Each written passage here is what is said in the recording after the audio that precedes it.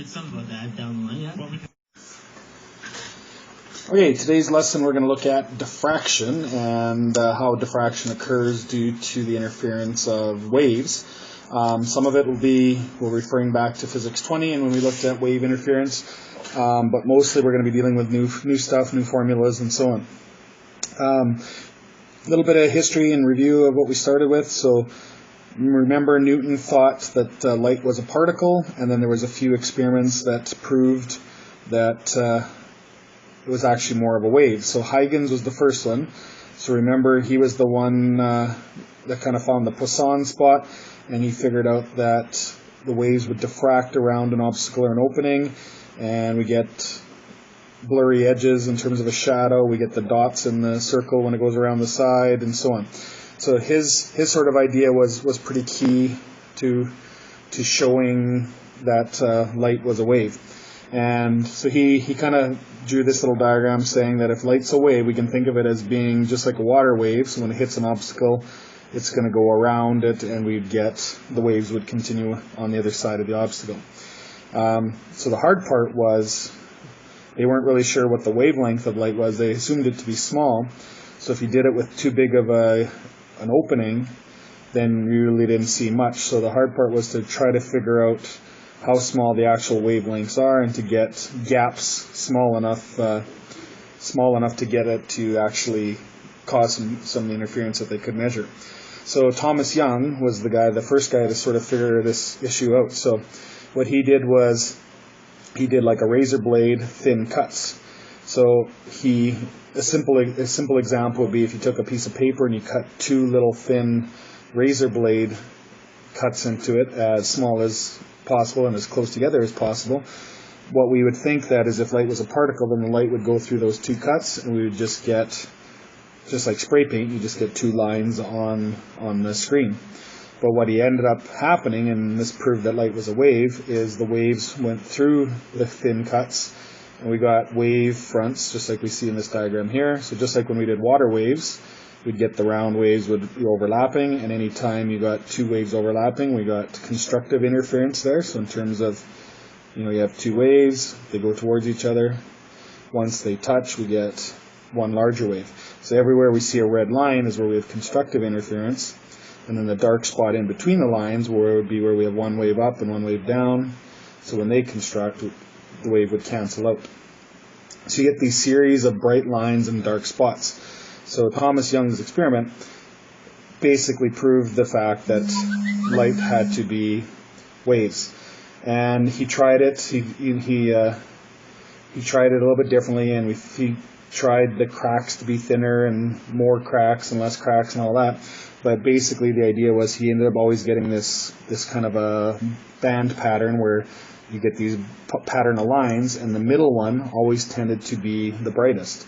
So we think about round waves interfering, right? It's always the middle that gets the most overlap, so we get the most constructive interference in the middle.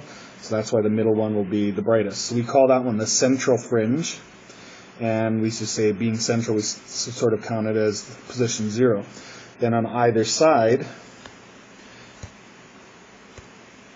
let me just clear this off here again. So let's just kind of imagine we have two waves going. So we already know the middle one is going to be where they overlap the most. So right down the center we get the most overlap, so that would be the middle one. But then on either side of that, you're going to get the next or second most overlap. So we see that one as a fairly bright line, but not quite as bright. So we call that fringe 1, one space on either side. Then the next line would have the fewer number of overlaps, so it'll be not quite as bright. The third one not quite as bright, and so on. And eventually you just can't see them anymore because there's not enough interference to make it visible. What Thomas Young figured out is if he shined white light on a certain type of double slit, he ended up getting different colors. So we know that happens because each frequency of light, red being 700, violet being 350, they're going to refract differently, they're going to interfere differently, and once they combine, different frequencies will join up and make a new frequency so that you get a different color. It's not always going to be this color pattern. It's going to depend on what the details of the slits are, what the distance are between the slits and how far away and all those kind of things. So key thing to remember is we call our central fringe 0, and then we go 1, 2, 3, 4, and so on outwards from the center one. So what Young figured out was a formula to be able to calculate some of this stuff. So the formula is wavelength equals xd over nl. So x is our distance between the fringes. So you can see in this top diagram, x would be the distance between 0 and 1, or we'd say x is the distance between 0 and 2, or 0 and 3, and so on. So we just measure that x distance from the center one to whichever one we want, and the d distance is the distance between the slits that you cut. So that's usually given to you in the question. It'd say there are 100 lines per millimeter or something like that. So you'll get that distance. X is the distance between the images, the lines of the images. N stands for what number we're going to. So from the center to 1, we'd use an n of 1. From the center to 2, we'd use n of 2, and so on. And then L is the distance between the diffraction grating and the screen. So let's do an example. So wavelength equals xd over nl. So it says we've got a screen that's 13.7 meters apart. So that 13.7 would be our L. It's asking for the third order fringe, so that means we're looking for an n of 3. And it says we see these 2.5 centimeters from the center, so that'd be 2.5 centimeters to negative 2, so that's our x distance. And it says the d, the slits are cut 0.096 centimeters, that's 10 to the negative 2 as well. And it's asking what would the wavelength be and what would the color be. So when we do this calculation, we get 5.84 times 10 to the negative 7 meters, which would be 584 nanometers. And we know that red light is 700, green light's about 500, so this would be likely an orange type color. Okay, so the formula works pretty easy, and we can solve it for anything. You can solve for wavelength, you can solve it for x, you can solve it for d, any of those. There's also a slight variation of this formula, and we found out that this formula works good when the angle's small. If we're only going close to the central fringe, the numbers are pretty accurate. But if our angle starts to get a little bit bigger, what happens is the numbers change a little bit, and it's because it actually gets based on our distances. It would be better if the screen was curved. So that's why a movie theater and things like that, they usually have a curved screen to get a clearer or a sharper image. So once we get further out, that curve is going to make more of a difference. So then it's better to have a different formula. So if they give you a question, you don't have to figure out which one to use. You just based on whatever the question is. So if they give you a question where they give you that angle instead, so we still have n. So in this case, we'd have an n of 2. We're going from central to 2. Our d is still the distance between the diffraction grating, so that doesn't change. But now instead of using x and L as part of the triangle, we're just going to use the angle. So pretty simple to use this one as well. Just plug in the numbers. So for this case, it says yellow light has 540 nanometers. So that'd be 540 to the negative 9. And it says we have double slits, 2.2 to the negative 3 millimeters. So that'll actually be 2.2 to the negative 6 if we change it to meters. And it's looking for the angle, so that'd be sine theta. We want it from the central fringe to the second fringe, so divide by 2. So we do that calculation. We get sine theta equals 0.49. So if we do the second sine of that answer, we should get about 30 degrees. Let me just double check. I'm in radian mode. I'll switch to degree mode. So we get about 30.8 or 31 degrees approximately. Okay, so either of the two formulas, they work the same. Just one gives you distances, one gives you the angle, but just pick whichever one is appropriate.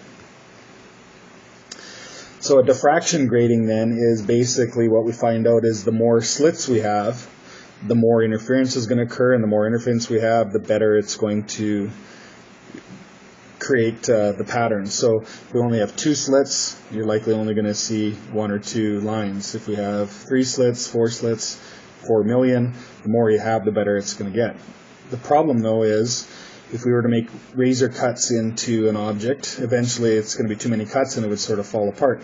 So what they do now for diffraction grading is they actually take a piece of glass and they use a diamond to etch lines in it. So the lines actually scratch the glass so the light doesn't pass through.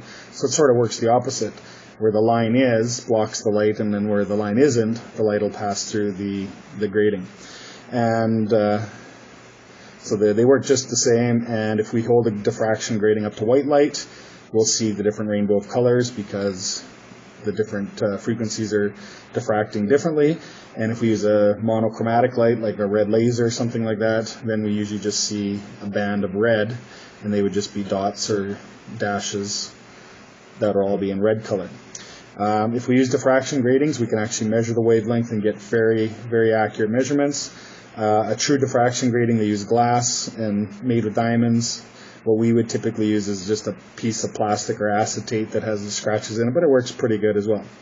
And the key thing to remember is the violet end of the spectrum will diffract the least, and the red end would diffract the most. So if we were to shine a red laser and a violet laser at the same time, we'd see the red one like I have at the top here. So let's suppose the red scatters like that. But then if we did the exact same experiment with a violet, our center would be in the same spot, but we would see the second and third ones being a lot closer together because they diffract the least, so they're going to be a lot closer where red would stretch out the most.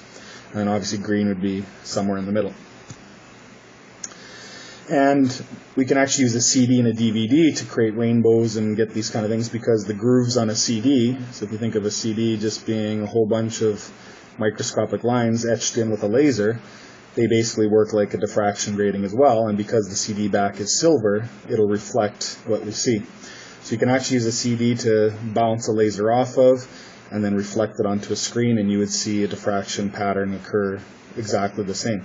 And if you compare a CD to a DVD, the DVD will get a bigger refraction pattern or diffraction pattern because there's more grooves. A CD holds way less, so they have less lines cut in. A DVD way more. So the only thing you got to be careful of for a lot of these questions is quite often they'll give you the D number as how many lines per millimeter or how many lines per meter. So in this example, I've got that the diffraction grating has 600 lines per millimeter. So what we need to do is we need to figure out what that distance is between each line. So you just have to do the reciprocal. So 600 lines per millimeter, we just have to go 1 divided by 600, and that gives us 0.0016 repeating, and that'll give us millimeters between lines or per line. So then all we have to do is change that to meters. If we divide by 1,000 or times 10 to the negative 3, we would actually get 1.67 to the negative 6. So that'll be how many meters between each line. So quite often we have to do that calculation first, and then we can do the rest. So this last example, we've got it's saying what is the value of D. Or using the value of D, determine the color. So we've got wavelength. So we'd have D sine theta over N. So we just calculated the D, 1.67 to the negative 6. Our angle is 17.5 degrees, so sine 17.5, and we're doing the first fringe, so we just divide by 1. So if we go 1.67 to the negative 6, times it by sine 17.5, we get an answer of 5.02, so roughly 5, I'll put in 5.02, that's fine, times 10 to the negative 7 meters, which would be roughly 500 nanometers, and we know that 500 is green. So we'd have green light generated in this situation. So based on what we have got with our numbers, we get a 500 answer. We know that that's green. And that's it for diffraction.